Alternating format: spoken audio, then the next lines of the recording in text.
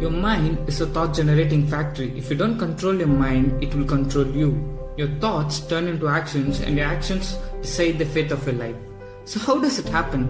All of a sudden your mind pops up a thought and it can be either positive or negative, and you are going to quickly make a decision in your head whether to nurture the thought or to ignore it. Let's take that you decide to nurture the thought. You are going to process the thought and think about it in your head, spending some time. This thought slowly grows in your head, and if it is positive, it will lead you to take a positive action, and if you have nurtured a negative thought, you take a negative action, and negative action results in a negative result.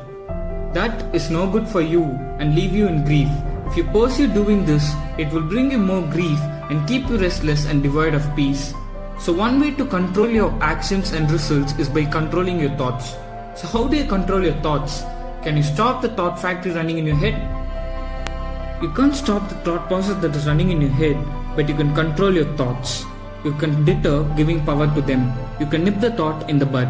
A thought comes into your head from the books that you read, the movies that you watch, the people you surround yourself with. The words that you go into a ear bloom as a thought and come out from your mouth.